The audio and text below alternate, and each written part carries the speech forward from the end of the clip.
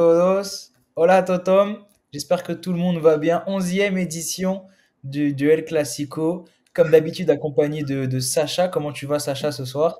Ça va très bien, ça pourrait aller mieux, mais j'ai très hâte du match de demain. Bon, en attendant, on va quand même parler voilà, des matchs de la semaine. Et toi, comment tu vas, Axel? Moi, je vais très bien, merci beaucoup. Pour ce 11e El Clasico, on a un guest d'exception, un très grand guest. Merci à toi de venir. Comment tu vas, Dave? Eh ben écoute, moi je suis super content quand il faut parler du Barça ou du Real Madrid, donc ça me fait super plaisir d'être présent avec vous et merci beaucoup pour cette invitation. Ça régale, ça régale. Eh ben, pas de souci, merci à toi. Je pense qu'on va passer directement avec le programme. On va un peu regarder de quoi on va traiter ce soir pour cette petite heure. Alors, dans un premier temps, on va parler des matchs de Coupe du Roi qui se sont déroulés. C'était mercredi et jeudi, il me semble, dernier. Donc on va d'abord parler du match du Barça à Mestalla, remporté 5-0, et puis de Madrid à Leganés, victoire aussi 3-2, victoire poussive. Dans un second temps, on va voir les matchs de Liga. Cette journée 23, il me semble, oui, c'était 23, avec le Barça qui s'impose à Pizjuán, à Séville, 4-1, et le Real qui trébuche encore une fois, cette fois face à l'Atlético, un partout. Ce sera les sujets Liga, ça va être un petit chaud, et c'est ce qui va nous amener aussi à nous demander est-ce que cette Liga est totalement relancée, parce qu'on sait que le Barça était à 7 voire 10 points avec les matchs en retard du Barça il y a quelques semaines. Désormais, ils sont qu'à 2 points avec le même nombre de matchs, donc on va se demander si la Liga est relancée. Et à la fin, petit jeu inspiré des 12 coups de midi. On sait que c'est un peu la hype Emilien, on a surfé dessus. On va faire un 12 coups des Classicos avec des questions par rapport au Barça, au Real et dans le monde du Classico en général. Et voilà, on est pressé. On va passer tout de suite au premier sujet. Le premier sujet qui est Valence et contre le FC Barcelone, victoire 5-0 du Barça, un match à l'extérieur, match à Mestalla, énorme match du Barça qui a récidivé contre Valence, qui avait déjà plutôt une grosse défaite, enfin une grosse victoire du coup 7-1, 7-1 de l'équipe. Euh, Comment tu analyses cette rencontre, toi, Dave? Eh ben écoute, moi j'étais parti en fait avec le prisme de départ que j'allais retrouver un Valence peut-être un peu plus sérieux qu'en Liga, peut-être un petit peu plus motivé à se dire que en quelques matchs, trois, quatre matchs, parce que la demi-finale c'est en aller-retour, pouvaient pourquoi pas essayer d'aller choper un petit trophée qui aurait pu faire plaisir à leurs supporters dans cette saison qui est plus que morose pour eux. Je me suis dit surtout qu'ils avaient vu leurs défauts du match aller et que leur défense qui avait été très naïve, je trouve, au match aller, n'allait pas faire les mêmes erreurs. Et finalement, en fait, j'ai eu un Valence en face de nous qui a fait les mêmes erreurs et qui, dès le début de match, s'est totalement fait exploser. Et voilà, ça a coulé de source sur la suite. On a enchaîné, on a mis plein de buts, on a mis des belles actions. On a eu des Pedri qui étaient au top, des joueurs qui sont, entre guillemets, le statut de remplaçant au Barça qui ont été au top. Donc, je pense qu'on va parler, mais notamment un Ferran Torres, même un Fermin, etc., qui ont été intéressants. Donc, c'était pas du tout le match que j'attendais. J'attendais vraiment un Valence beaucoup plus sérieux, à la maison devant son public qui allait plus être impliqué. Et puis à la 60e minute de jeu, les supporters sont partis du stade, quoi. Donc c'était ça un peu mon À ressenti. la 30e même, il me semble. Donc, ouais, Ouais, c'était ouais, vraiment voilà. Ouais. expéditif. Toi, Sacha, d'un point de vue madrilène, comment tu analyses cette rencontre? Plutôt d'accord avec Dave? Bah oui, plutôt d'accord. Messieurs du Valence Football Club, quand même, vous prenez 7-1, il n'y a même pas 2 semaines, que là, vous raffrontez la même équipe chez vous. Troisième minute, il y a déjà un 0. Comment c'est C'est vrai qu'à possible la de maison, on s'attendait pas à ça, hein. Comment c'est possible de reproduire les mêmes erreurs, mais à ce point? Puis voilà, après le but de Yamal à la fin du match qui est donné. Ouais. Sinon, il y a quand même quelque chose que j'ai envie de dire par rapport à FC Barcelone, parce qu'on le voit toutes les semaines, mais on le souligne peut-être pas assez. Une aussi des forces, des vraies forces de cette équipe depuis le début de saison, c'est vrai qu'on n'en parle pas assez, alors que c'est évident quand même, c'est que souvent cette équipe marque tôt. Cette équipe, elle met des 2-3 buts, mais dans les 30-20 premières minutes. Donc comme là, tu vois, j'ai pas, je me souviens pas exactement, mais voilà, il y a 3-0, il y a 4-0 à la 30e minute. Et c'était déjà la même chose le 7-1. Et voilà, pour comparer peut-être au Real, moi c'est quelque chose que j'y pense. Le Real ne fait pas ça cette saison, mais je sais même pas si dans ma vie, j'ai déjà vu un Real qui avait pour habitude en fait de marquer tôt, qui de marquer beaucoup tôt.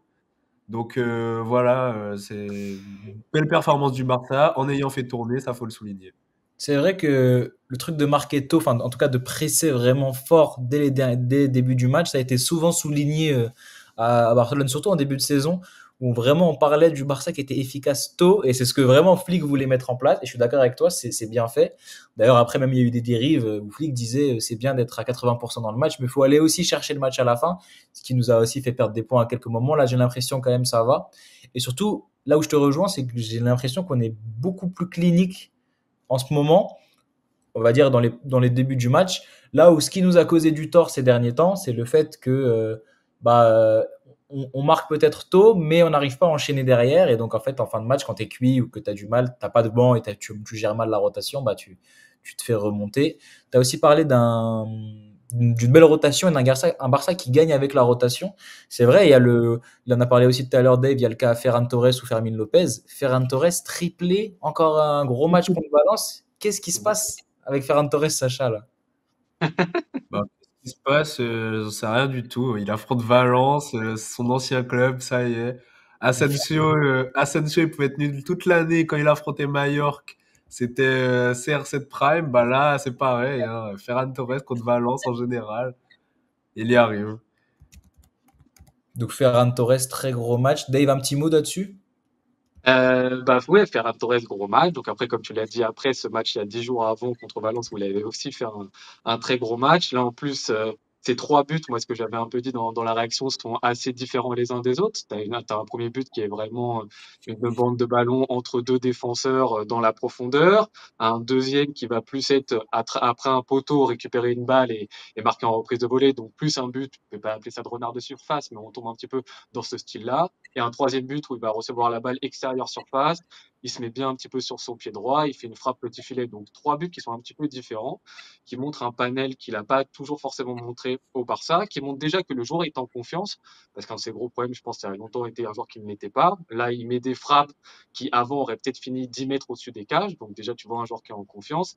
Après, encore une fois, je pense qu'il faut corréler cette performance par rapport à l'animation défensive qu'a proposé le FC Valence, c'est largeur dans la défense, c'est largeur, oui, justement, dans son animation défensive, qui permettent pour un joueur qui a la mobilité de Ferran Torres de vraiment bien performer. Après, à savoir, est-ce que face à une défense qui est plus vraiment encore plus regroupée, qui se met à 10 dans sa surface de réparation, ça va être plus facile et aussi facile surtout pour Ferran Torres. C'est surtout ça la question. Mais en tout cas, on sait que face à ce genre d'équipe, qui ont ce niveau, qui ont ce type de défense, Ferran Torres peut réellement apporter. Et ça, c'est quelque chose en plus qui est sympa pour le Barça et pour Flick.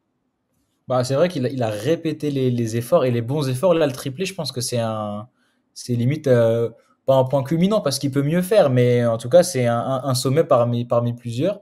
Et vous allez me dire si vous êtes d'accord avec moi après, mais là, il est en train de trouver une confiance, une constance qu'on a jamais vu chez lui d'ailleurs. Et peut-être même moi, je me dis, est-ce qu'il n'est pas en train de rivaliser concrètement avec Lewandowski, ce qu'on recherchait avec Vitor Roque l'année dernière, l'hiver dernier, est-ce qu'il n'est pas en train de le faire lui? Parce que Lewandowski, on sait que il est presque mauvais en 2025, hein, sans vouloir dire vraiment mauvais. Il y a vu la stat qui était passée plusieurs fois.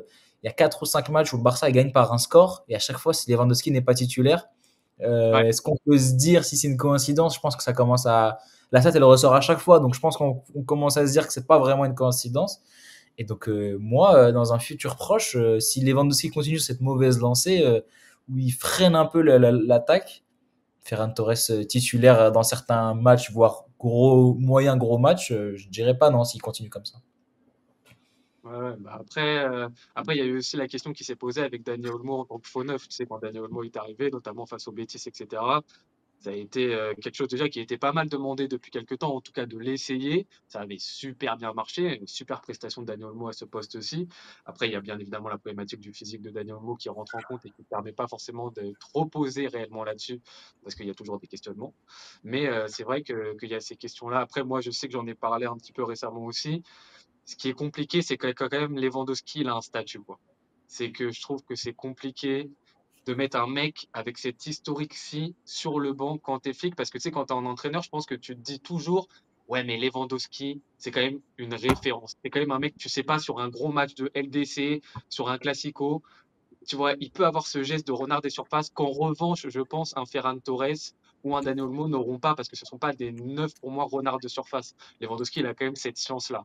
Et donc à Flick maintenant de trouver le bon ajustement entre Qu'est-ce que va te coûter Lewandowski pendant 90 minutes dans un match en termes de conservation de balle, de joueurs de fixation? Et en ce moment, il n'est pas bon là-dedans. C'est-à-dire qu'il n'est pas que bon juste devant les cages. Dans le jeu, Lewandowski est un joueur qui nous coûte des choses. C'est ça la problématique.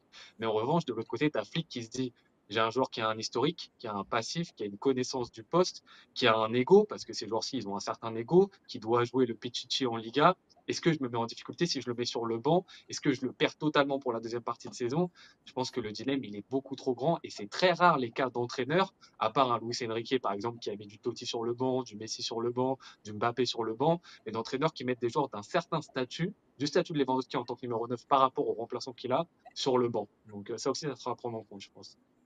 C'est vrai, c'est vrai. Je pense qu'on va faire un petit dernier tour avant de passer au Real Madrid. Par rapport à la rotation, on en a parlé plusieurs fois. C'est le dernier match depuis aujourd'hui où Flick a vraiment fait tourner son 11 notamment.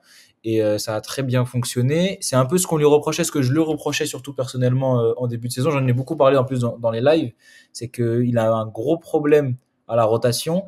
On pouvait me dire, et à juste titre, que il y a un peu le facteur où il y avait beaucoup de blessés et que t'as pas de banc et que même quand ils étaient revenus, ils étaient pas forcément au niveau, ce qui est vrai en partie, mais il y avait aussi des changements assez hasardeux parfois et compliqués de la part de Flick que je trouvais vraiment incohérents. Et c'est ça qui nous fait perdre des points à certains moments. Pour moi, la défaite contre Monaco en Ligue des Champions, c'est totalement du mauvais Flick, de la mauvaise rotation, des mauvais changements. Là, il a une plus grande profondeur de banc. Quasiment tous les remplaçants sont prolifiques, hein, ils fonctionnent. À part Gavi, peut-être ces derniers matchs qui a un peu de mal, tout le reste ça marche. Fermin qui avait du mal en début de saison, ça fonctionne bien. Eric Garcia, il n'y a pas de souci. Peut-être Araujo qui a aussi du mal. Et avec un effectif, on va dire, assez rodé, ou alors le seul problème que tu as, c'est l'attaque où il n'y a pas trop de remplacements.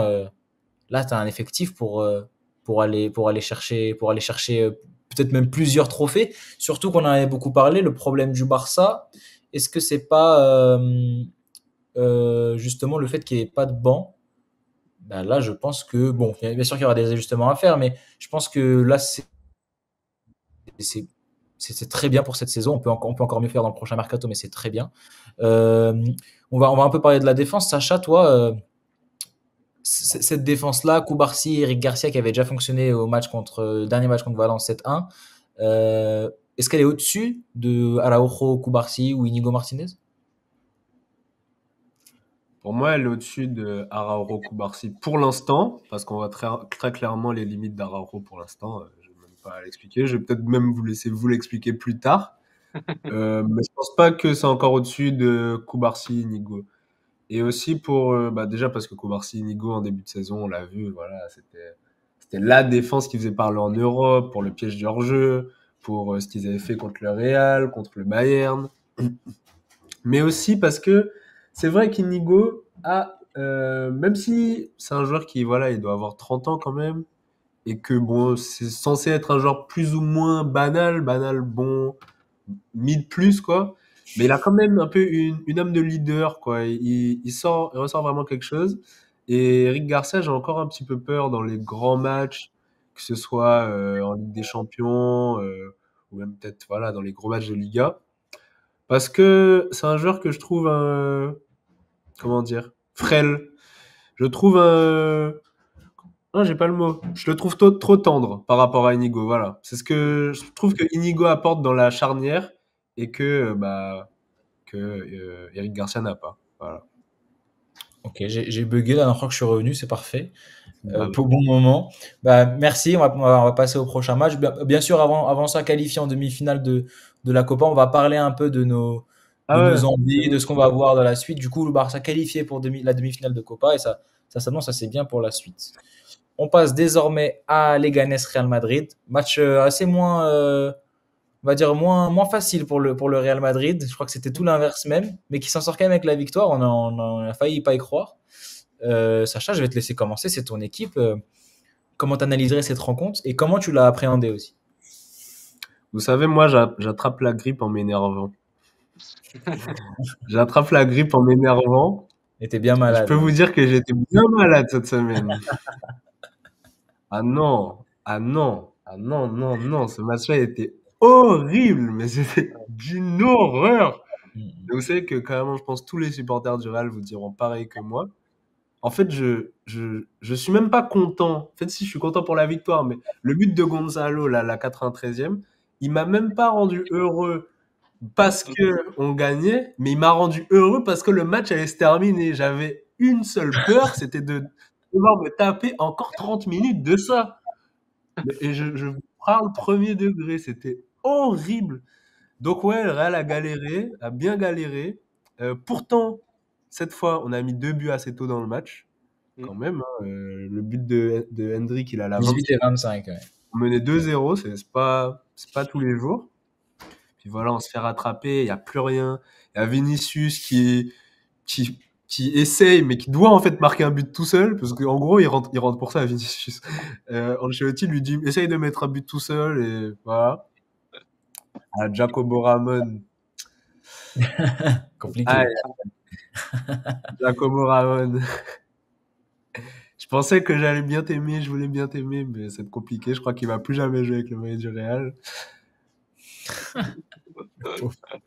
Sacha, t'as pas mal réclamé à Ancelotti ces derniers temps de la rotation, et je pense que même tous les Madrilènes, je crois que même en tant que Barcelonais, je le réclamais un peu de rotation, faire tourner dans cet effectif, voir un peu plus de jeunes, bah, comme on en a parlé, Jacobo Ramon, même Güler, Hendrick, qui était titulaire. Là, pour le coup, ça a pas fonctionné. Après, moi, si, comment dire, même si on était éliminé, j'en aurais pas voulu à Ancelotti d'avoir essayé. Ouais, mais est-ce que ce match-là ne donne pas raison à Ancelotti en finale? Non, je pense pas. Mais lui, Parce qu'on a, c'est il pas va pour la- dire qu'on a des comment matchs, il va en c'est penser, pour lui? dire qu'on a des matchs tellement mieux avec les titulaires, quoi. Non, mais tu penses que tu mets les titulaires et ça galère autant? Franchement, quasiment, hein. Peut-être que tu t'en veux pas à Ancelotti. Je pense quand même qu'Ancelotti, là, avec ce match-là, ça va se renforcer dans son idée de les jeunes, il faut pas faire tourner, etc. Bah après, tu dis ça parce que Jacobo Ramon, il a été nul. Lui, Mais Hendrick a marqué et l'autre buteur, c'est un joueur de la Fabrica, de la Castilla, qui comment dire, qui joue un de ses premiers matchs avec le Real. C'est pas le premier, mais c'est un de ses premiers matchs. D'ailleurs, je sais pas si vous avez vu l'info traîner, je pense pas de trop, mais Gonzalo Garcia, il a battu le record de buts, comment c'est dire, Castilla, non?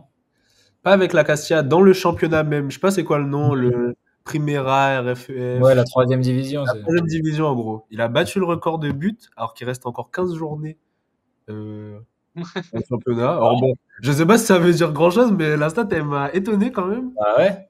Donc voilà, il a mis 21 buts. 22, je crois, plutôt. Après, tu me disais, c'est quand même Hendrick qui marque, Gonzalo Garcia qui marque aussi, mais Ancelotti, c'est pas ça qui l'importe. S'ils avaient marqué dans un match où tu gagnes 3-0 et pas où tu gagnes 3-2, là, oui, il y aurait sûrement eu du changement. Là, tu gagnes 3-2 et tu menais 2-0. C'est-à-dire qu'on t'es remonté au score par Kroos, qui a fait un match exceptionnel. T'es remonté au score et après, tu dois t'imposer à la 93e. Moi, j'étais avec un fan du Real devant le match. Je sais même pas s'il a célébré le but de Gonzalo Garcia. Je crois même pas. Tellement le match était lunaire sur le fait que le Real devait gagner. Ça, tu reviens et en fait, tu gagnes 3-2, mais c'est même pas. Tu prends même pas de plaisir en fait, parce que c'est censé être normal. C'est assez spécial comme sensation. Tu en as un peu parlé Sacha.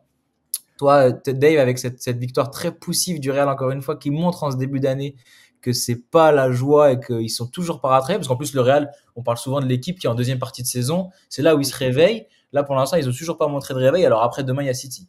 Ça se trouve, ça va être là qu'ils vont se réveiller, mais pour l'instant, c'est pas le cas. Comment tu appréhendes cette demi-finale, ou voire même ce dernier carré de Copa del Rey? Bah après, à partir du moment, je pense, où ils vont rentrer dans le dernier carré, ils vont commencer, je pense, à un peu changer d'optique. Mais je pense qu'il y a un peu deux choses à voir à travers ce Real. Et Sacha, tu me dis si je me trompe, hein. C'est que moi, j'ai jamais, à partir du moment où j'ai toujours vraiment commencé à regarder bien le Barça et tout, donc ça commence à faire un petit temps quand même, remarqué que le Real jouait cette compétition à 150%.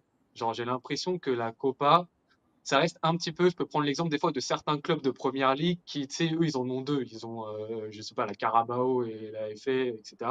Et des fois, ils mettent des équipes D dans ces matchs-là. pour se dire, ouais, comme ça, on a un petit peu moins de matchs. Au pire, vas-y, on essaie de faire un petit parcours. Et si on arrive en demi-finale, on commence à mettre l'équipe type, quoi. Et le Real, en vrai, comparé au Barça, si je dois comparer les deux clubs, moi j'ai toujours vu un Barça qui était impliqué dans la Copa del Rey. Et sur ces dernières années, en vrai, si on prend la globalité des 20 dernières années, je pense qu'il y a beaucoup plus de Copa pour le Barça que pour le Real, tu vois. C'est un trophée dans lequel le Barça s'est toujours donné à 100%, alors que le Real, j'ai l'impression que bon, ça les dérange pas. Tu vois, si en huitième ou en quart, c'est éliminé, pendant une semaine, ça va faire le tollé dans les journaux, chez As, etc., Marca. Puis la semaine d'après, on aura oublié. Finalement, c'est un trophée qui est un petit peu sur le côté. Donc, je trouve qu'il y a un peu cette partie-là. Mais là, on va arriver sur les demi-finales. Je pense que ça va devenir très sérieux. Et de toute façon, les équipes après, elles sont sérieuses. On va en parler. Mais après, le deuxième truc aussi, c'est par rapport à la rotation. Comme pour le Barça, moi, en fait, je continue à penser qu'en fait, si tu fais une rotation qui est trop grosse d'un coup, ça ne peut être presque quasiment que néfaste en fait, parce que tu vas mettre que des joueurs qui n'ont pas énormément de repères entre eux, parce que c'est des joueurs qui n'ont pas eu beaucoup de minutes, donc ils sont forcément en difficulté dans un système, ils ne jouent pas beaucoup, des joueurs qui n'ont pas forcément énormément de confiance, des joueurs qui doivent forcément essayer de prouver individuellement, et de faire la différence et de se dire je vais avoir plus de minutes pour jouer plus tard. Donc chacun il va essayer de tirer le truc pour lui-même. Et en fait, je trouve que faire énormément de rotation d'un coup, c'est forcément néfaste. On l'avait vu avec le Barça contre Osasuna où on en fait 6 d'un coup sur l'équipe type. Dans le jeu, tu ressens tout de suite quelque chose de mauvais, alors que je pense que de la petite rotation 3-4, c'est tout de suite quelque chose qui t'apporte plus. Donc je pense que tu es mis en difficulté avec ça, et plus un Real qui s'est peut-être dit que le match aussi allait être facile à 2-0, qui Leganés, à l'inverse d'un Valence, peut-être chez lui, s'est dit ben, on peut quand même un peu le faire et tout. Et voilà, ça a créé cette situation. Et pour la deuxième partie de saison, pour revenir à la question initiale, voilà, je pense qu'il faut quand même faire un tout petit peu attention parce qu'au tout début du mois de janvier, on disait quand même qu'on avait un tout petit peu retrouvé le Real Madrid et on voyait quand même des individualités qui arrivaient à mieux performer. Donc, je pense quand même qu'il y aura un retour du Real par rapport à cette première partie de saison qui, là, selon moi, était vraiment un peu plus en difficulté. Je suis d'accord avec toi avec l'excès de rotation. D'ailleurs, je pense que ça a été le problème en défense, c'est l'excès de rotation. Jacobo Ramon, le lâcher comme ça, avec une défense, Valverde, Mendy. En plus, on voit Mendy, c'est le seul qui a fait un mauvais match dans le truc. Mendy, Asensio aussi, qui a encore besoin de temps de jeu, même si ça reste très fort. C'est vraiment le problème d'excès de rotation, là, ça qui a coûté 2 buts. Deuxième partie de saison, on en a parlé aussi il y a quelques semaines, il me semble, dans les Classicos. C'est aussi peut-être la semaine dernière. C'est aussi le cas des 4 devant qui fait que c'était compliqué. Quand on a dit que le Real était de retour, entre guillemets, c'était quand il y en avait un des 4 blessés ou un des 4 pas trop haut niveau. Ce qui fait que ça a poussé les 3 autres à mieux jouer. Et là, maintenant que Vinicius est revenu, et ben ça redevient compliqué. Et je pense que le Barça doit clairement jouer sur ça là, pour aller chercher des points. Et c'est ce qu'ils sont en train de faire quelque part avec ces 11 matchs sans défaite depuis le début de l'année. Et c'est parfait. On va parler un dernier petit mot sur Rodrigo, qui est tout beau affiché ici, avant de changer. Rodrigo, gros match. Est-ce que d'ailleurs, c'est pas un peu le seul qui a fait son match là, à Madrid, de Sacha? Non, moi, j'ai pas trouvé qu'il a tellement fait son match. Pas trouvé. Il a C'est joué lui sur les 2 premiers buts. quand même. Oui, bon, bah, ça y est, hein. Ça arrive, hein. Ferran Donc, Torres. c'est rien de plus. Moi, j'aurais bien aimé qu'il fasse comme Ferran Torres contre Valence, hein. Ça va, hein. Sa mi-temps, elle est pas non plus légendaire. J'ai D'accord. préféré le match. C'est vrai, en plus, tu as dit, j'ai préféré le match de Cruz. Mais d'ailleurs, c'est qui ce gars? C'est qui? Pourquoi il vient contre nous? Il arrive. Ça y Sa est. mèche violette, C'est là. 2015. Ça mèche violette. Ah, bah, j'ai préféré Cruz. Avant d'enchaîner, on va juste parler un peu de cette suite de la Coupe du Roi parce qu'on va terminer avec. Il reste encore l'Atleti et la Sociedad. C'est pour une fois que les 3 gros se gèrent là, entre l'Atleti, Oh non, j'ai bugué. Ah, putain. C'est bon, on t'entend, hein. C'est bon, t'es là. Ah, il est plus là. C'est que lui, il nous entend plus, c'est ça le problème. Je sais pas sur quoi Mais il je sais est déjà. là. Ah. Non, c'est bon, il repop là, il repop. Voilà. Pardon, désolé si je bug. C'est bon. Je bug un peu, je suis vraiment désolé.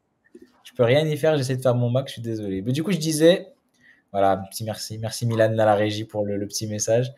Je disais, pour une fois que les 3 gros ont réussi à se gérer et à atteindre les demi-finales ensemble, Comment voyez-vous ce dernier carré? Il y aura le tirage mercredi, un peu tard pour un tirage où le dernier match était jeudi. Tirage mercredi, on va voir le tirage. Déjà, dans un premier temps, quel club vous souhaitez tirer? Et ensuite, comment vous voyez, faites-nous nos pronostics un petit peu, votre demi, votre finale et qui va la remporter. Dave, je te laisse commencer. C'est gentil, merci beaucoup. Donc je commence par qui je voudrais affronter. Puis je n'avais pas forcément préparé cette question. Moi, je dirais là, de prime abord, je dirais l'Atlético. Voilà. Une petite vengeance alors. Je dirais, Ah ouais? hein? Une petite Ah ouais? vengeance. Ouais, en fait, parce que je reste quand même assez frustré de ce qui s'est passé fin décembre, dans le sens où, encore une fois, je vous l'avais dit avant que la vidéo commence, je pense que c'est l'un des plus beaux matchs du Barça cette année en termes de contenu. Et que je trouve que le match, tu le joues 100 fois, tu le gagnes 99 fois le match, donc ça m'a un peu énervé ça. Et je considère que sur une confrontation aller-retour, parce que c'est aller-retour, vous m'auriez dit juste un match, peut-être que j'aurais dit non, mais sur un aller-retour, j'ai du mal à voir l'Atlético passer devant sur le score cumulé face au Barça. Et en même temps, on a une adversité qui nous permet de, voilà, de quand même se tester, d'être quand même très solide. J'ai pas forcément envie, la Real Sociedad, pourquoi pas, tu vois, mais moi je suis pas toujours dans l'optique de faut affronter le plus faible entre guillemets pour gagner. Et le Real, on a beau dire on les a explosés 2 fois cette saison, on va peut-être pas les exploser 6 fois cette année non plus, quoi. Un Donc classico reste un classico.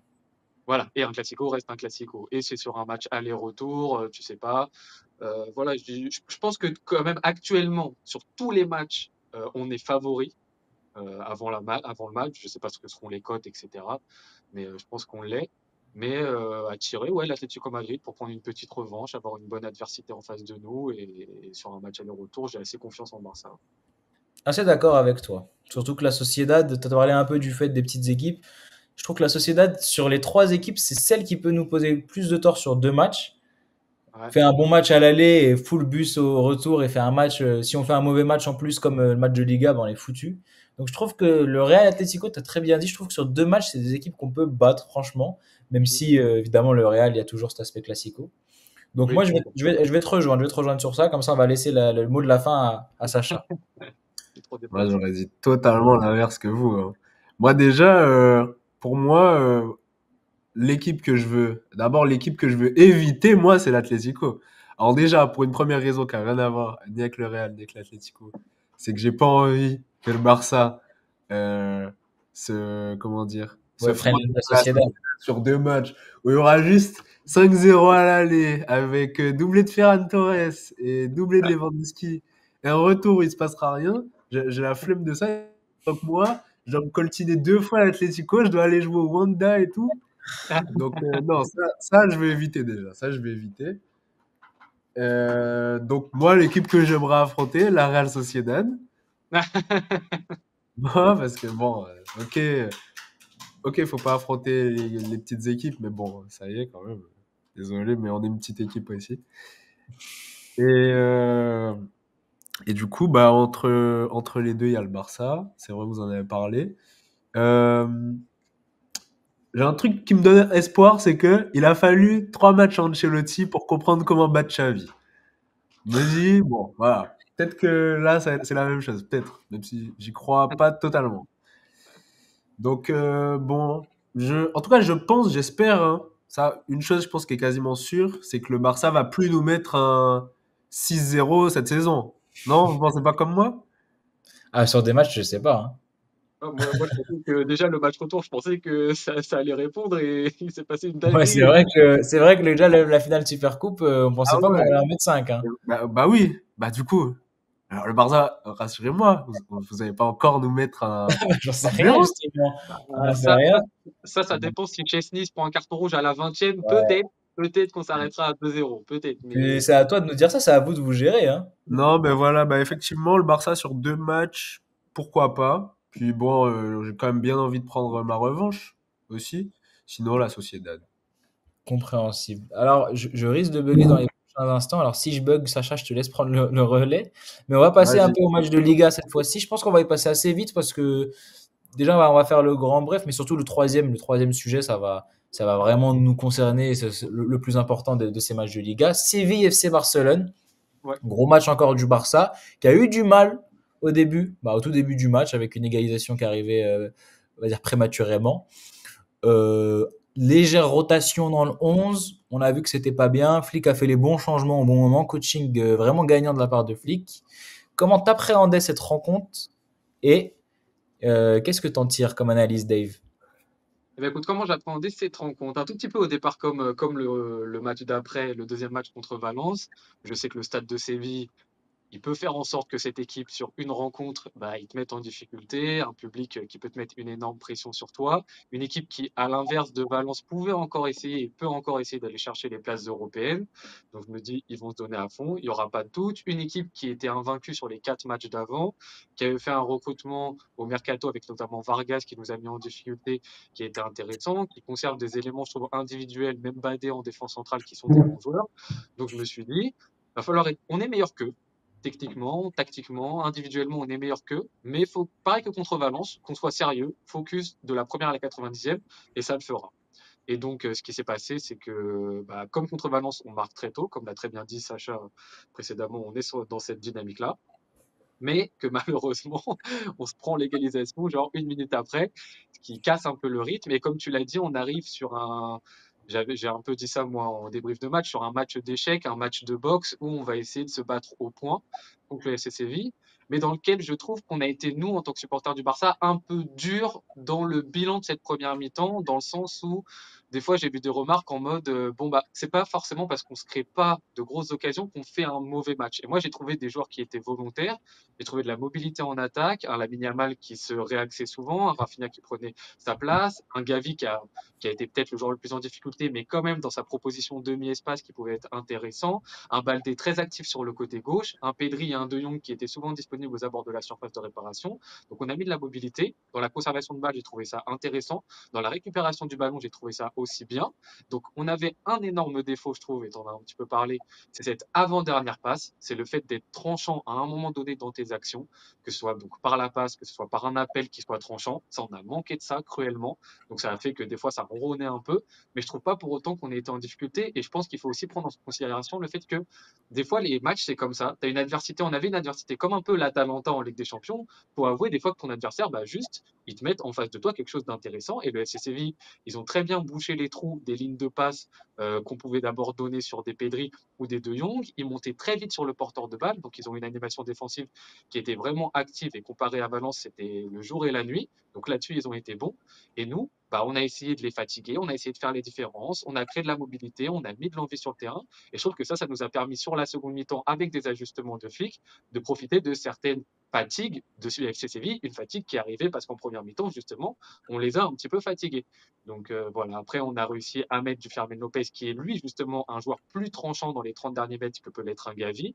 Dès la première minute de la seconde mi-temps, tu le vois parce qu'il fait un superbe appel. Et ensuite, tu as le meilleur joueur du monde qui le sert magnifiquement bien. Voilà, c'est comme ça, c'est dit. Et ensuite bah voilà, 7 minutes après, tu as Rafinha sur un exploit individuel et une patate du droit qui aurait fini 50 mètres au-dessus du stade il y a encore 2 ans, qui là trouve le petit filet, qui nous met à l'abri 3-1. Et 3-1, il est très important ce 3-1 parce que si tu es à 2-1 avec le rouge logiquement attribué à Fermin Lopez, et ben après les mecs ils sont plus qu'à un but et je pense que la vague qu'ils nous mettent elle est pas pareille. Et le 3-1, on joue extrêmement bien, les choix de flics sont bons, Garcia, Olmo sont des bons choix, Pedri à ce moment-là augmente encore plus son niveau de jeu, devient le surmétronome de l'équipe.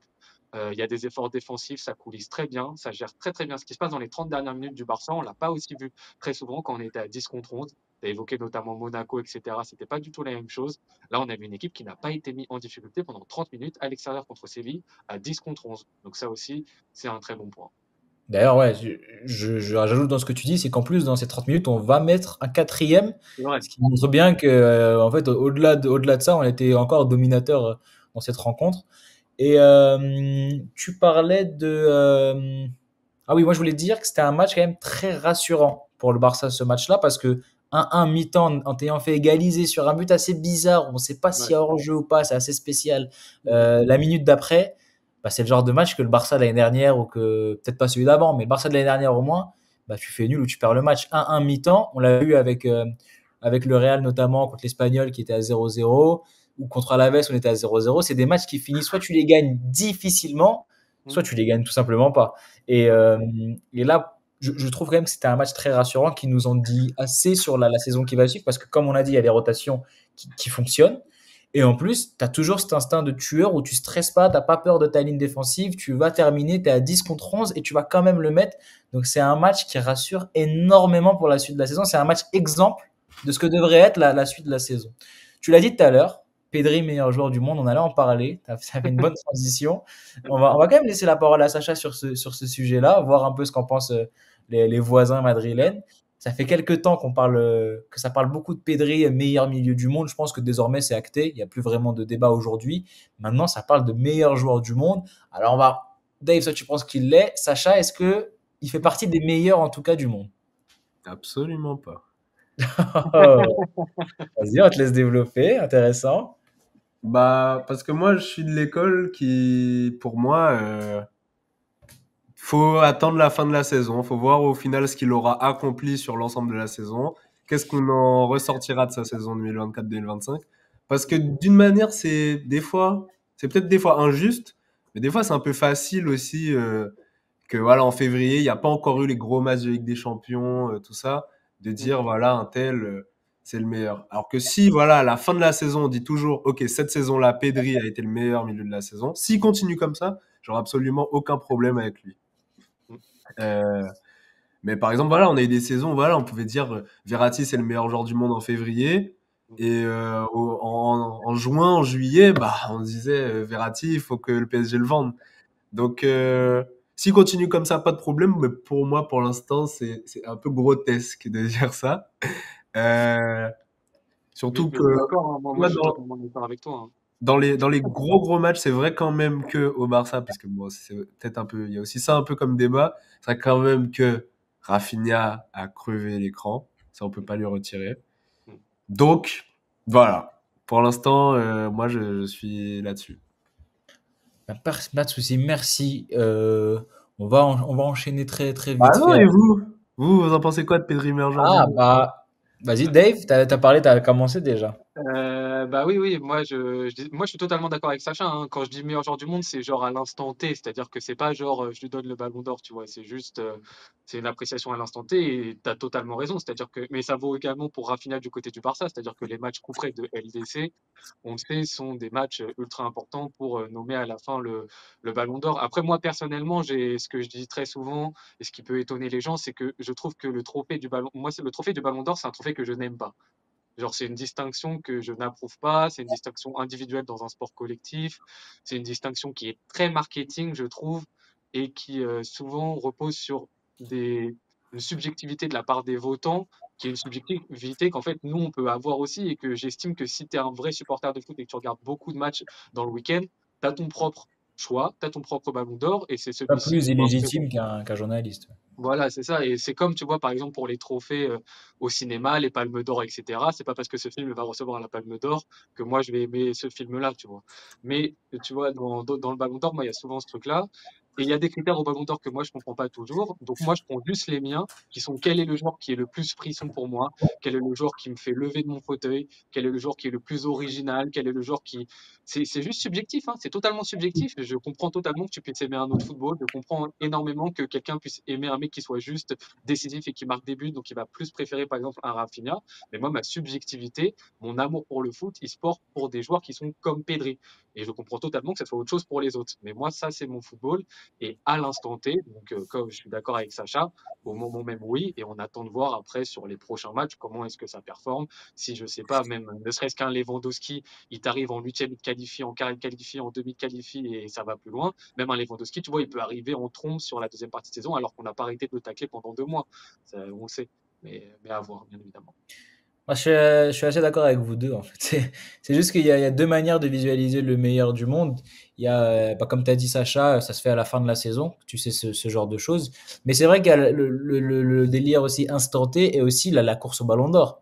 Parce qu'on a le droit aussi de se dire, OK, qui sont aujourd'hui en février les plus aptes à remporter le ballon d'or? Et quand tu te fais un classement, j'estime aussi que Pedri arrive assez haut dans ce classement. Il est top 10 assez facilement, voire top 5. Donc, Ouais. évidemment que aujourd'hui, tu peux te dire, oui, c'est le meilleur joueur, c'est l'un des meilleurs joueurs du monde. Après, le truc avec ça, c'est qu'il ne faut pas rester fermé sur son idée. Il faut savoir changer, il faut savoir suivre le mouvement. Et c'est vrai qu'en fin de saison, quand on dit qu'un joueur est meilleur joueur du monde en fin de saison, ça a beaucoup plus d'impact si Rafinha est meilleur joueur du monde en fin de saison, ça a beaucoup plus d'impact que Pedri qui est meilleur joueur du monde en février 2025. Donc les deux se valent, je comprends les deux avis, je partage un peu les deux aussi, même si je pense que les questions peuvent se poser aussi. On va enchaîner avec le plus gros match, je pense, de ces quatre-là. Real Madrid-Atlético. Voilà, un match compliqué pour les deux équipes. J'ai envie de dire le Real qui a poussé et qui a pas réussi à trouver plus que un seul but. Atlético qui a fait un match athlétiquesque, je sais pas comment le déterminer, mais c'est parfait, carré. De toute façon, Simeone avait prévenu avant le début du match, il poserait le but, il n'y a pas de souci. Et c'est ce qui a été fait. Je crois que il y a un moment dans le match, je sais même pas si ça a fini comme ça, mais il y a un moment dans le match où ils avaient un tir cadré et c'était le penalty d'Alvarez. Donc c'était après la mi-temps, donc c'est que ça commençait à monter. Je vais vous poser la même question que depuis tout à l'heure. Je vais commencer par toi, Sacha, quand même. Comment t'appréhendais ce match et qu'est-ce que t'en tires comme enseignement? Waouh! Tu poses pas les questions comme ça depuis tout à l'heure, hein? Comment t'appréhendes le match et qu'est-ce que t'en tires? Si, ce que je dis depuis tout à l'heure. Ah, ok. Voilà. Moi, je parlais du Real parce que, bon, soit sur le match, en vrai, t'as dit, c'était exactement ça, hein. L'Atlético a défendu, a quand même bien défendu, j'ai trouvé. Ça dépendait des moments, mais dans l'ensemble, a bien défendu. Le Real a fait un match qui est, pour ce Real-là de cette saison, moyen bon. C'est-à-dire, le Real n'a pas été catastrophique pour le Real de cette saison, parce que sinon, j'ai trouvé que c'était un mauvais match du Real, mais par rapport à d'habitude, cette saison, voilà, c'était pas trop mal. Parce que n'empêche que j'ai bien aimé la charnière, surtout Asensio, que j'ai trouvé que c'était peut-être son vrai premier match référence, on va dire, au Real, quand même. Parce que voilà, c'est pas rien non plus. Alors, il a montré que même face à l'Atlético, bon, c'était pas non plus, c'était pas le Barça de 2009, c'est vrai. Mais même face à l'Atlético comme ça, il a tenu la cadence, il a pas fait une erreur du match, c'était très bien.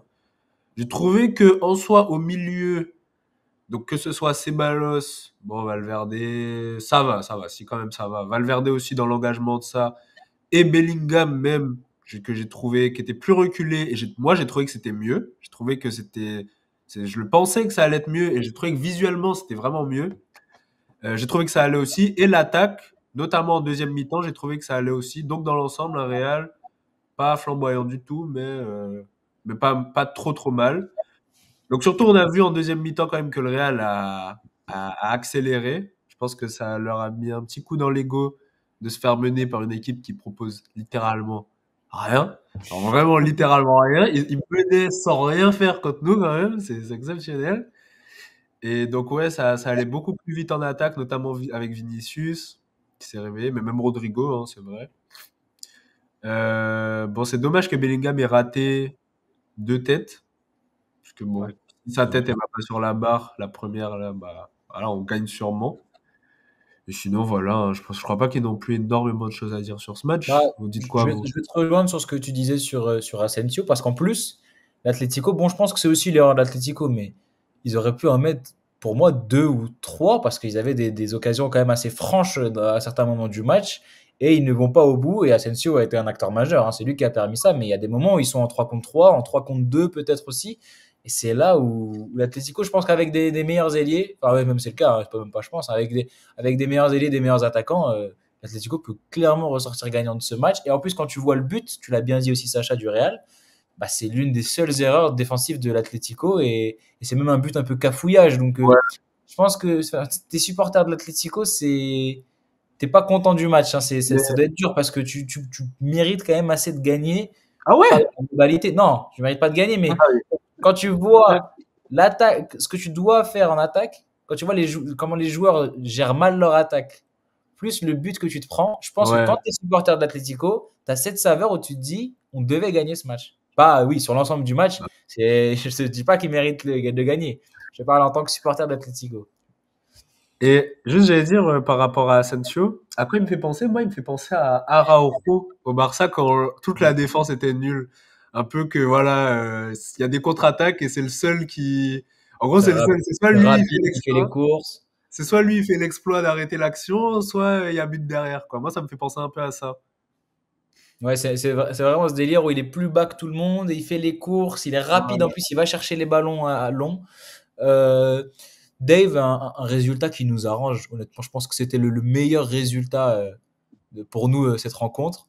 Peut-être une défaite du Real aurait fait plaisir quand même au cœur, mais le match nul est le meilleur. Euh, je vais pas te dire comment tu analyses ce match, mais plutôt qu'est-ce que tu en tires comme enseignement pour le Barça de ce match nul. Bah, comme tu le dis, déjà au niveau comptable, moi je pense que c'est la meilleure opération possible parce que une victoire du Real et galère, en plus ils se mettent en confiance après un derby, etc. relou. Une victoire de l'Atlético, si l'Atlético commence à prendre la tête de ce championnat et commence à mettre la Liga en priorité, on a connu des saisons où ça allait être relou d'aller les chercher. On sait très bien ce qu'ils vont faire, etc. pour aller la chercher. Ils ont cette expérience-ci. Du coup, non plus, c'était pas ouf. Là, le 1-1 nous permet de redevenir maître de notre destin. Et si on gagne tous les matchs, entre guillemets, ça on va en parler juste après de la saison, voilà, c'est encore possible d'y arriver. Et après, bah, moi, ce qui m'intrigue beaucoup, mais ça, c'est plus des questions à poser pour Sacha. C'est, moi, j'ai deux trucs qui me posent un peu question. C'est le rôle de Ceballos un peu dans cette équipe, qui je trouve dont les performances fluctuent un petit peu, mais là qui semble avoir fait quand même une bonne partie. Est-ce que finalement c'est pas lui qui doit s'imposer devant cette défense un petit peu, bien évidemment aidé aussi par quelqu'un d'autre pour la sortie et tout.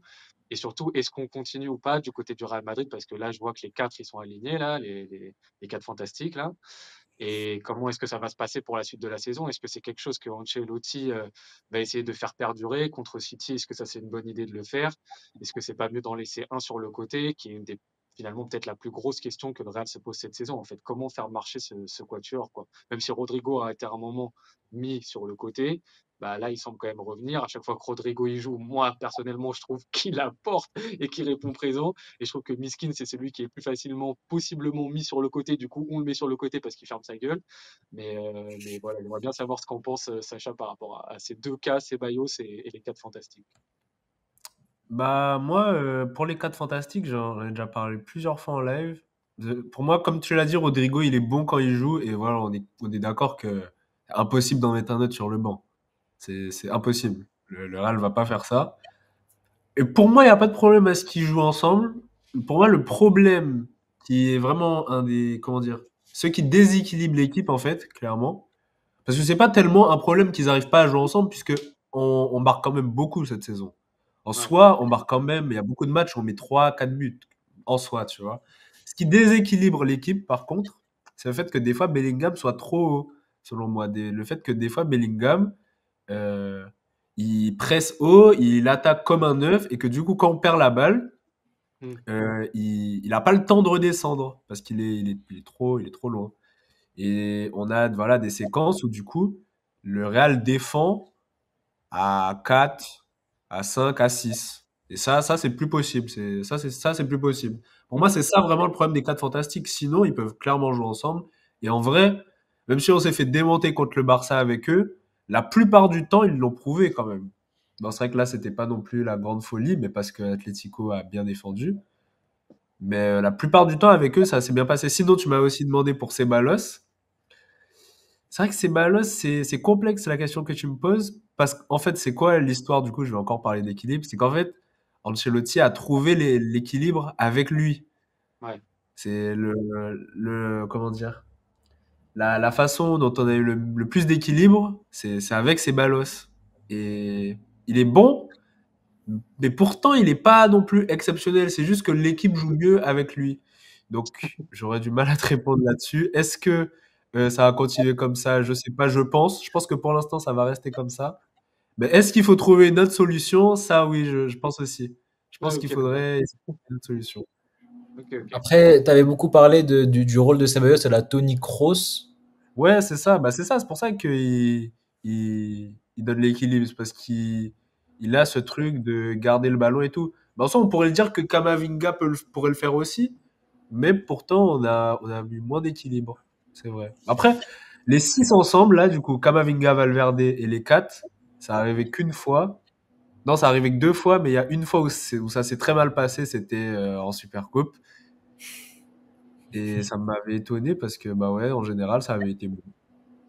Ouais. Eh ben merci messieurs. On a fini de parler de cette Liga, mais pas entièrement. On va en parler plus dans sa globalité désormais. Est-ce que c'est une Liga totalement relancée? Alors, on va se préserver pour l'instant de l'avis de Dave. Moi, c'est l'avis de Sacha qui m'intéresse. Il était à 7, voire même à 10 points d'avance sur le Barça il y a quelques journées. Désormais, là, on voit le classement à 2 points derrière. Et comme tu l'as dit tout à l'heure, Dave, exactement, le Barça, même en étant troisième, a son destin entre ses mains. C'est-à-dire que si tu prends tous les matchs de la saison en Liga, tu finis champion, peu importe ce qui se passe à côté. Parce qu'il reste un match contre l'Atleti et un match contre le Real Madrid.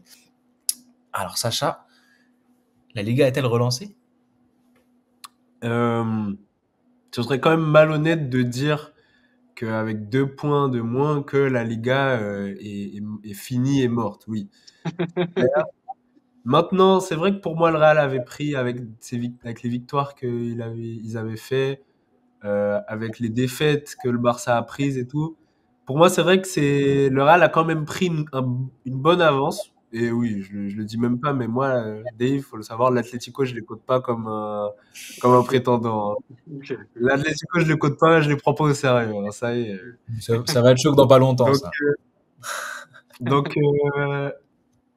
pour moi, le Real a quand même pris un avantage sur le Barça, dépasse les 2 points, qui dépasse les 2 points d'avance. Maintenant, oui, le Barça est revenu à 2 points, donc le Barça a donc montré en fait qu'ils peuvent être un peu réguliers et qu'ils peuvent rattraper en points le Real.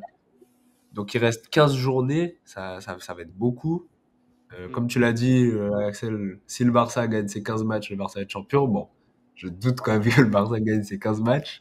Pour moi, il y aura quand même deux, trois défaites.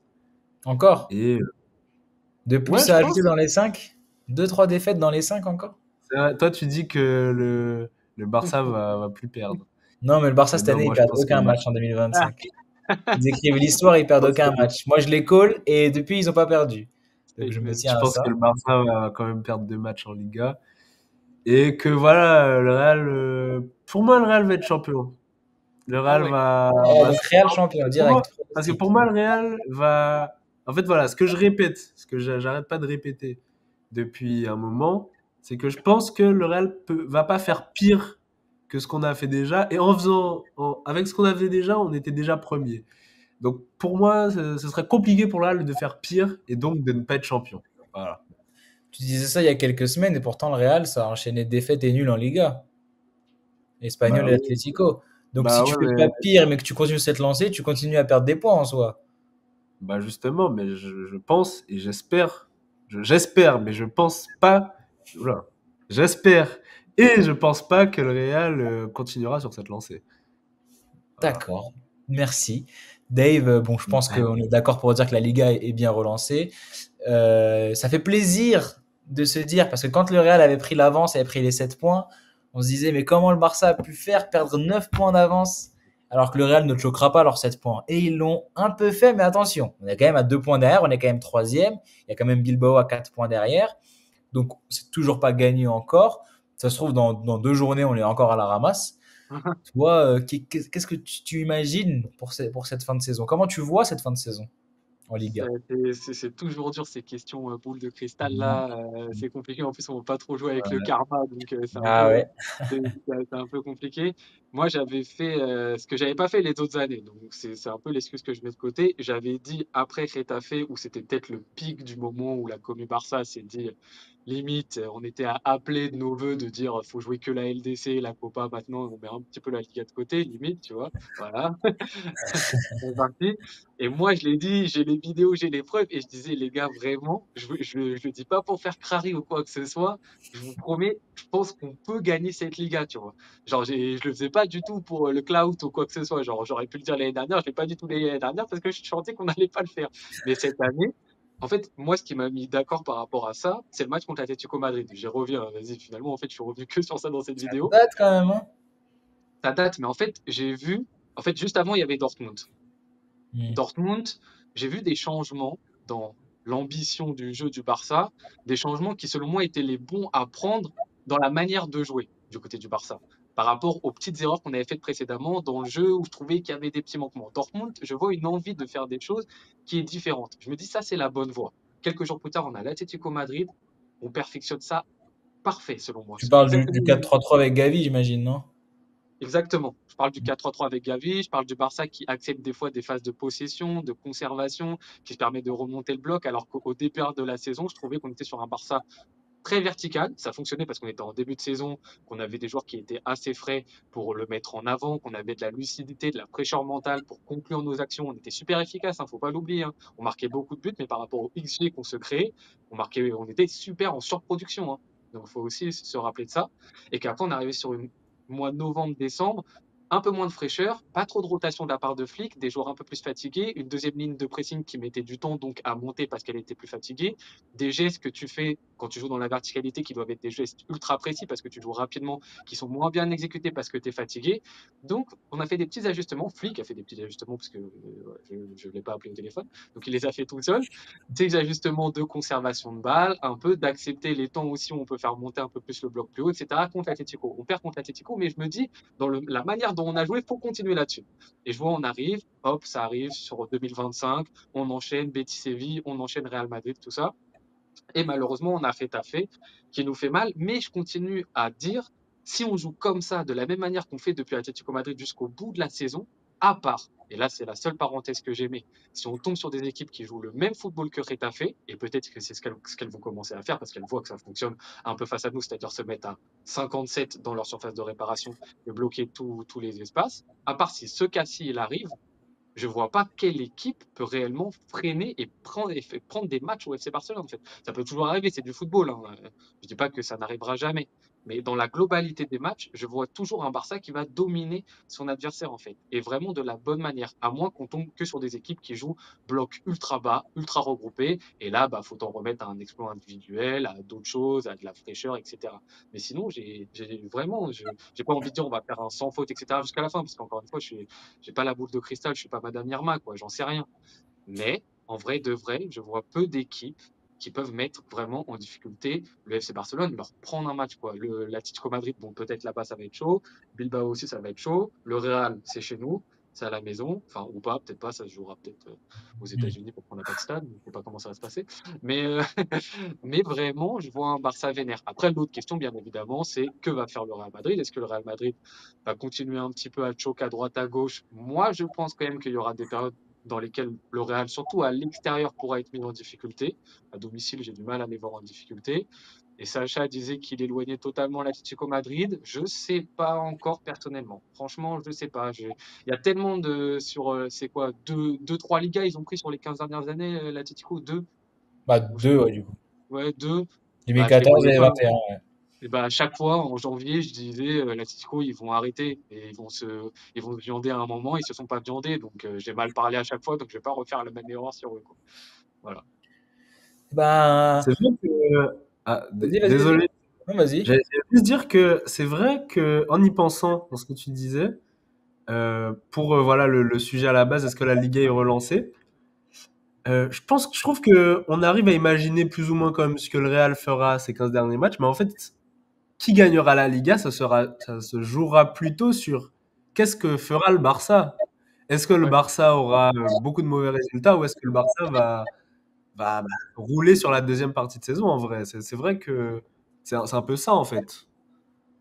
Bah, je suis pas vraiment sûr. Il y a aussi facteur Real Madrid qui est ultra important. Parce que oui, comme tu as dit, le Barça ne fera pas forcément de sans faute. Impossible de gagner 15 matchs de suite, à moins que, voilà, mais le Real non plus, l'Atlético non plus. Je vois personne faire de sans faute aujourd'hui. Mais je pense Ah quand même non. que le Real, le Real a une importance majeure. Ils sont quand même leaders aujourd'hui parce que on parle de cette Liga relancée, c'est le cas. Le Barça propose un beau jeu, est invaincu en toute compétition confondue depuis janvier, c'est le cas. Mais il n'y a rien encore. On est à 2 points derrière. On est à 2 points derrière avec le même nombre de matchs. Et même si le Real c'est plus compliqué ces dernières semaines, ça reste le Real Madrid. L'Atlético, je suis plus de ton accord, je suis plus avec toi quand même, Sacha. L'Atlético, je les vois pas vraiment aller la chercher, même si c'est vrai qu'ils ont un effectif assez spécial. Et les fois ils vont la chercher, ils ont toujours un effectif un peu spécial. On se rappelle 2021 avec des Suarez, Llorente qui faisaient quand même assez le taf. Là, il y a Alvarez, Sorloth, c'est quand même étrange. Et donc, on sait jamais, il y a un peu ce truc de repenser à l'histoire. Et là, c'est similaire. Donc, ok, même si je pense que ça va te choquer, l'Atlético, ça va pas tenir jusqu'au bout. Surtout qu'il y a un match contre nous, nous, on a un match contre le Real. C'est pour ça que t'as raison dans le sens où ça va dépendre de nous parce que nous, on joue les deux maintenant. Il y a que nous qui jouons les deux. Vous jouez plus, c'est terminé, vous avez fait 1-1. Il y a que nous qui jouons les deux. Et c'est sûr que si tu gagnes l'Atleti et le Real, je pense que là, on pourra peut-être dire que c'est fini. Sauf que le Real, ça arrive tard en plus. On va passer. Ça fait combien de temps que le Real Madrid, alors je dis peut-être une énorme bêtise, mais n'a pas gagné 2 Ligas d'affilée? Ah, c'est il y a très très longtemps, je crois. On avait parlé dans Ça un fait- classico, c'est il y a très longtemps. C'était en 2007-2008. Et même pas ce dont on avait parlé, pire encore, Ancelotti, dans sa carrière, il y a une seule fois où il a gardé 2 fois d'affilée un titre. Ouais, C'était la Super Coupe d'Allemagne qu'il a gagné 2 fois, c'est tout. ok. Voilà, c'est horrible pour Ancelotti. On va passer au moment que Sacha attend le plus depuis le début du live. Il est tout excité go. de jouer à ça. On va passer au petit jeu El Clasico, le petit 12 coups de midi. Au moins les chronos sont lancés, c'est normal. Petit 12 coups de midi, mais côté El Clasico. Alors on va faire les règles très simples. Si on peut ne pas m'humilier, ça serait sympathique. Ça va être entre tes mains. On a plusieurs questions. On va passer chacun votre tour comme un peu dans la coutume de ce coup de midi. Des questions en rapport avec le Barça, avec le Real. Les questions arriveront aléatoirement. Donc, parfois, Dave peut tomber sur une question plus simple. Parfois, Sacha sur une question plus simple, compliquée. Parfois, Dave peut tomber sur des questions Real Madrid. Donc, on verra. Il y a des questions très difficiles et des questions assez simples. On verra, c'est assez partagé. Allez. Je pense qu'on va commencer avec toi, Sacha, je pense. On va laisser Dave. Il a l'air d'appréhender un peu le truc, donc on va le laisser se lancer dedans. Alors, je vais dire top. À partir du top, le timer va se lancer. Et dès que je dirai que c'est une bonne réponse, le timer va s'arrêter. Essayez peut-être de me laisser terminer de lire, parce que vous allez voir les questions, donc vous allez peut-être les lire plus vite que moi. Donc, essayez de me laisser terminer de lire. En plus, ça vous laissera le temps de réfléchir aussi et pas de faire de bêtises. Donc, dès que je dis top, le timer va se lancer. Et dès que je dis bonne réponse, ça va s'arrêter. Si je dis rien, si je dis mauvaise réponse ou que je dis rien, ça va continuer. On va commencer avec Sacha. Et la première question est top. Qui a remporté le tout premier Classico de l'histoire? Le Real Madrid. Et mauvaise réponse. Quelle est la plus large victoire du FC Barcelone dans un Classico? 6-2. Mauvaise réponse. Quelle est la plus large victoire du Real Madrid en terre catalane? 4-0. Mauvaise réponse. Combien y a-t-il eu de matchs Barça-Real, toutes compétitions confondues, à 10 près depuis 2009? Oh là là. 40. Bonne réponse. 58, 10 près. Non, même pas en fait, du coup. Même non. pas, pardon. Bah non, pas du tout. Ouais, le chrono en plus ça continue. On va reprendre un petit peu, on va te rajouter des secondes. C'est compliqué là, Sacha là. Mais On va arrêter, on va le remettre, voilà. là. Tu vas- Alors attention, prochaine question, ça va dès que je dis top, on va le lancer. Ok. Et top, quel joueur anglais évolue au Barça dans les années 80 et a mis un triplé contre le Real Madrid? Gary Lineker. Exactement, bonne réponse. Ah ouais, ok, d'accord. Eh ben, Sacha, qu'est-ce qui se passe? Bah, c'était prévu. C'est chaud. C'était prévu. Ouais, j'avoue qu'elles ont du niveau, tes questions. Hein, C'est vrai, c'est vrai. Pardon, mais, Ah non, mais bah c'est bien, vous c'est êtes bien. des fans assidus, hein, normalement. Ça fait longtemps que vous Ouais. suivez les clubs. Ouais. On va te laisser te reposer, Sacha, un petit peu là, après cette grosse perte de secondes. Est-ce que tu es prête, Dave?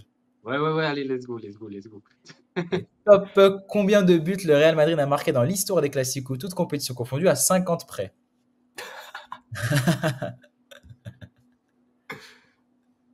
C'est vrai que tu as le temps là. 600. Combien? 600.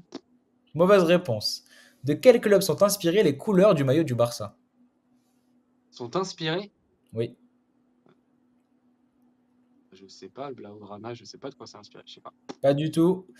Quel célèbre chanteur a été le gardien remplaçant de l'équipe du Real? Ah, mais c'est pas Iglesias. Exactement, bonne réponse.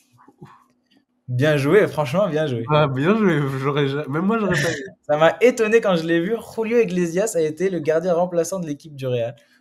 Impressionnant. Sacha, il n'y a Aïe, plus aïe. droit à l'erreur. Et là, les questions plus simples vont arriver. Donc là, il va falloir dégainer. Alors, Sacha, top. Le meilleur buteur de l'histoire des Classicos. Messi. Bonne réponse. Bien joué. Attends, t'es sûr de celle-là? Normalement, oui. C'est Messi. Attends, moi je suis chaud qu'on vérifie celle-là. Tu veux qu'on aille vérifier que c'est pas Messi?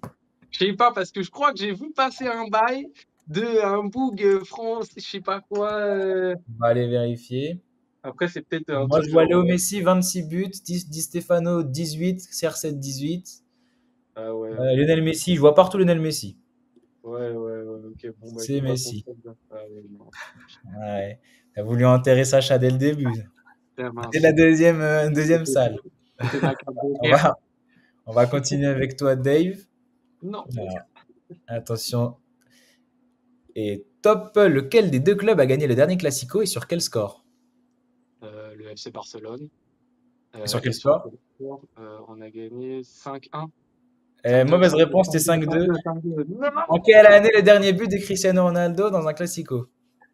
2018. Bonne réponse. Oh là Oh la chance. t'as pas eu le Ah oui. 5-2? Ben oui, mais bon, 5-1, le stress, tu sais, voilà. Je comprends, ouais, je comprends. Alors, est-ce que t'es prêt, Sacha? Parce que là, t'es très bien parti, là. Alors que t'avais mal démarré, hein. Ouais. T'avais super mal démarré. Là, il te reste 15 secondes. Allez. Alors, top. Cite-moi 3 joueurs ayant fait Barça et Real Madrid. Saviola, R9, Figo. Bonne réponse.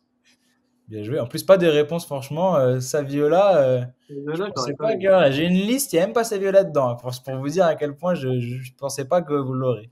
Il y avait Luis Enrique, Di Stefano, Eto'o, Milla, Laudrup, Hadji, Lopetegui, Marcos Alonso. Et j'en passe, il y en a encore plein. Le chrono, là, on le lance à la fin de ta question, là. Si tu veux, je lis super vite. Attention, Dave, est-ce que tu es prêt?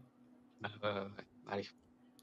Le problème, c'est que bon, la question 13 est assez compliquée à comprendre. Elle est facile, mais elle est compliquée à comprendre. J'ai peur qu'en 4 secondes, j'ai limite envie de passer à la 14 parce que, en fait, elle est super simple, mais à comprendre et trouver la bonne réponse, elle est dure. Vas-y, on fait la 14. J'ai limite envie de la sauter.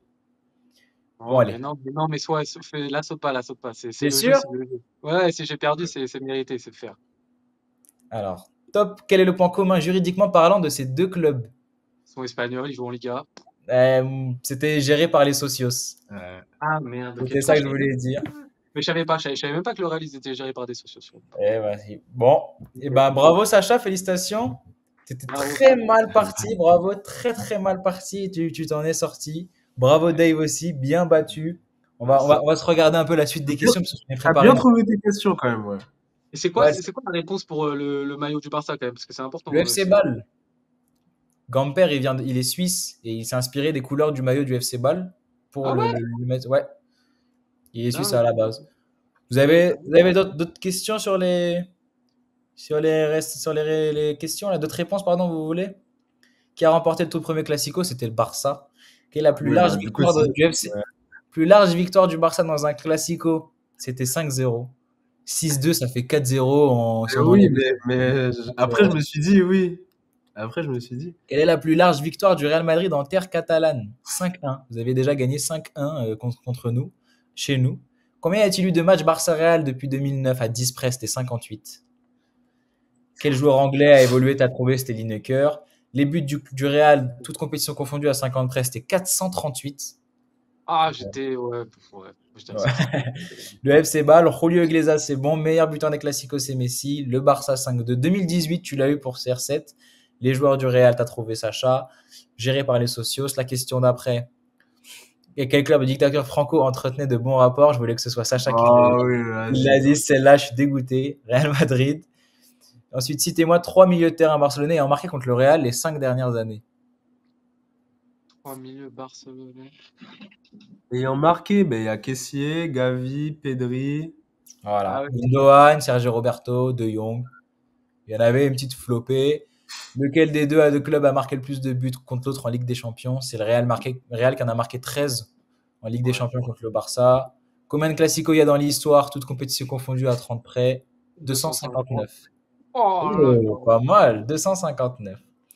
Vous voulez qu'on les fasse toutes ou on verra après parce que non, je pense qu'on en regardera après. Et ben fin de ce live du coup. Merci beaucoup Dave Bah, merci. d'avoir été présent avec nous. Merci. Merci à vous, hein, les gars. Ça fait Merci vraiment encore pour plaisir. l'invite. C'était un pur plaisir et peut-être une prochaine fois avec grand plaisir en tout cas si vous êtes chaud. Bah, avec plaisir de notre côté aussi. Très belle réponse de ta part, assez pertinente. Merci beaucoup Sacha. Merci à toi aussi. Toi aussi, belle réponse Et merci pertinente. Axel. Bah oui, quand même. Il en faut quelques-unes des fois. Bah ouais. À la semaine prochaine, Sacha, c'est toi qui présente pour le 12e. Et bah, Il y merci. aura Marcelo, je pense, sur la miniature. Pardon? Numéro 12. Il y aura qui? Faudra que tu mettes Marcelo sur la miniature. Mais Marcelo, en plus, son hommage là, hommage contre l'Atlético avant le match. C'est un très grand joueur, des classicos, même très grand joueur tout court, hein. L'un des meilleurs à son poste, si ce n'est lui. Merci à vous encore une fois. Merci à ceux sur le live qui nous ont écoutés. Merci à ceux qui vont regarder la vidéo tout simplement. Et ben, je vous dis bonne soirée. Au revoir à tous.